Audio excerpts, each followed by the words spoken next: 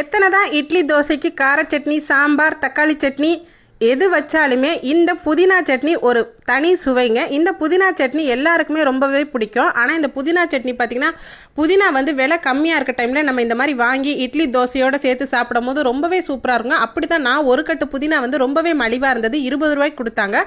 So நான் வாங்கிட்டு வந்து அது எல்லாத்தையுமே வந்து க்ளீன் பண்ணி கொஞ்சம் அதில் வந்து ஒரு பாதி அளவு தாங்க நான் இப்போ எடுத்து செய்ய போகிறேன். ஸோ வாங்க எப்படி செய்யலான்னு பார்க்கலாம். வெல்கம். இதுக்கு வந்து நான் மண் கடாய் வச்சுக்கிறேங்க. நீங்கள் நான்ஸ்டிக் பேன் எது வேணாலும் வச்சுக்கோங்க. பேன் வந்து சூடாகட்டும். சூடானதுக்கப்புறம் நான் வந்து சுத்தமான குக்கிங் ஆயில் சேர்த்துக்கலாம். 2 ஸ்பூன் அளவுக்கு சேர்த்துக்கோங்க, அதுவே போதுமானதாக இருக்கும். அதுக்கப்புறம் பார்த்தீங்கன்னா நல்ல கடலைப்பருப்பு 2 ஸ்பூன் அளவுக்கு சேர்த்துக்கலாம். கடலைப்பருப்பு போட்டு நல்லா பொன்னிறமாக பொரிஞ்ச உடனே ஒரு 5 மிளகாய் போட்டுக்கலாம், ஒரு பூண்டு போட்டுக்கலாம் உரித்து. இது எல்லாத்தையுமே வந்து நல்லா வதக்கிடுங்க. இது எல்லாமே வந்து நல்ல ஒரு கோல்டன் கலரில் வரும் பார்த்தீங்களா, அந்த மாதிரி ஒரு ஸ்டேஜில் தான் நம்ம வெங்காயம் சேர்க்கணும். நான் சின்ன வெங்காயம் பெரிய வெங்காயம் ரெண்டுமே கலந்து தாங்க சேர்த்துருக்கேன். உங்களுக்கு எந்த வெங்காயமும் சேர்த்துக்கங்க. கரெக்டாக வந்து ஒரு சின்ன கப்பில் 1 கப் அளவு வெங்காயம் சேர்த்துருக்கேன். வெங்காயம் நல்லா வந்து பொன்னிறமாக வதங்கட்டும். வெங்காயம் வந்து வதங்கும் போது நம்ம புதினாவெல்லாம் பார்த்தீங்கன்னா ஒரு கைப்பிடி அளவுக்கு நல்லா ஒன்றா எடுத்து க்ளீன் பண்ணி நம்ம வாஷ் பண்ணி தனியாக வச்சுக்குவோம். இப்போ எல்லாமே பாருங்கள் நல்லா வதங்கிடுச்சு.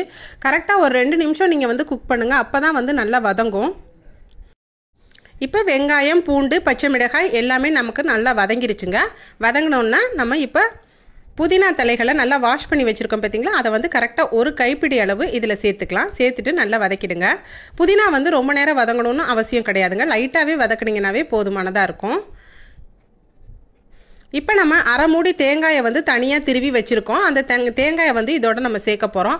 எப்பயுமே வந்து புதினா சட்னியில் தேங்காய் துருவல் வந்து கண்டிப்பாக சேர்ப்போங்க. ஏன்னா அப்போ தான் அந்த புதினாக்கு தேங்காய் ஃப்ளேவர் வந்து ரொம்பவே எடுத்து கொடுக்கும். அதனால் நம்ம தேங்காய் துருவல் வந்து சேர்க்குறோம். அரை மூடி தேங்காய், அதாவது சின்ன மூடியில் அரை மூடி சேர்த்துருக்கேன்.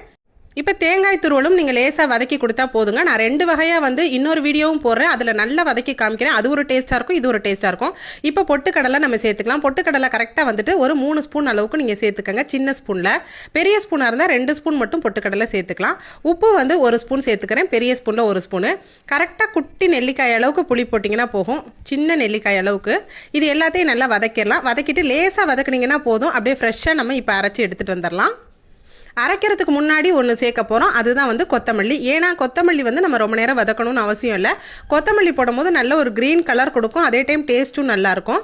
நம்ம சாதத்துலலாம் எப்படி கொத்தமல்லியை லைட்டாக மேலாக தூவுறோமோ அந்த மாதிரி வந்து நான் இந்த புதினா சட்னியில் லாஸ்ட்டாக வந்து அரைக்க போகும்போது தாங்க கொத்தமல்லியை போட்டு அரைக்க போகிறேன். ஸோ இந்த மாதிரி அரைச்சி எடுத்துகிட்டு வந்துடலாம். இது பார்த்தீங்கன்னா நீங்கள் வெரைட்டி ரைஸ்க்கு துவையெல்லாம் சாப்பிடலாம், ரொம்பவே சூப்பராக இருக்கும். இதில் புளிப்பு எல்லாமே வந்து சேர்ந்துருக்கிறதுனால ரொம்ப நல்லா இருக்குங்க. இதை வந்து நம்ம சட்னியாகவும் இருக்கலாம், தாளிப்பு வேணுன்றவங்க சேர்த்துக்கலாம், இல்லாட்டி அப்படியே விட்டுருங்க. நான் வந்து எனக்கு கடுகு உளுந்தம் பருப்புலாம் நிறைய போட்டு தாளிச்சாதாங்க ரொம்பவே பிடிக்கும் புதினா சட்னிக்கு. அதனால் நான் வந்து ஒரு காய்ந்த மிளகாய் போட்டு கடுகு உளுந்தம் பருப்பு போட்டு தாளிப்போடு சேர்த்துட்டேன். ரொம்ப சூப்பரான புதினா சட்னி ரெடி ஆயிடுச்சுங்க. இது வந்து இட்லி, தோசை எல்லாத்துக்குமே ஒரு சூப்பரான சைடிஷ், ரொம்பவே ஹெல்த்தியான ஃபுட்டும் கூட. ஸோ இதே மாதிரி மெத்தடில் நீங்களும் ட்ரை பண்ணி பாருங்கள். வீடியோ பிடிச்சிருந்தா லைக் பண்ணி ஷேர் பண்ணுங்கள். தேங்க்யூ.